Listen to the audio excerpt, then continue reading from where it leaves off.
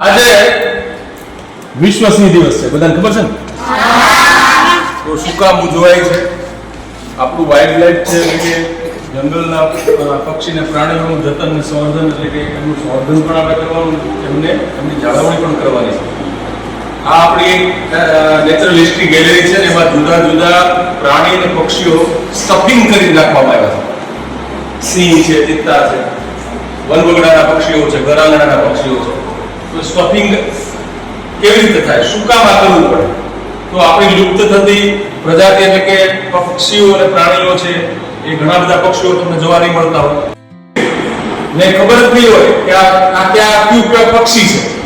તો એ પક્ષી જ્યારે મૃત પામે ત્યારે એને સાયન્ટિફિક રીતે સ્ટફિંગ કરવામાં આવે અને વર્ષો સુધી એ જ એમના આકારમાં અને ફરીથી અહીંયા શોકેસીસમાં ગોઠવવામાં આવ્યા છે. અને એટલા માટે છે કે તમારી પછીની પેઢી પણ આ પક્ષીઓને ઓળખતી થાય અને આપણો આજનો એક દિવસ છે ને વિશેષ સ્વરૂપે આપણે ઉજવીએ છીએ એટલા માટે કે વાઇલ્ડ લાઈફ છે એનું રક્ષણ કરવું, પ્રોટેક્શન કરવું એ આપણી એક નૈતિકતા છે.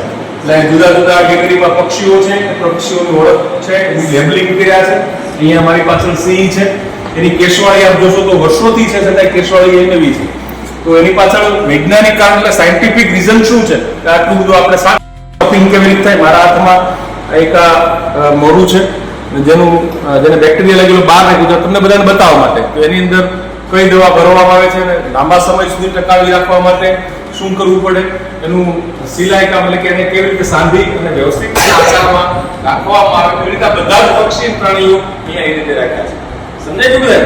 બધાના વિભાગ વ્યવસ્થિત જોવાનો છે અને જ્યાં તમને લાગે ત્યાં અમને પ્રશ્નો પૂછી અમે તમને ના જવાબ આપીશું.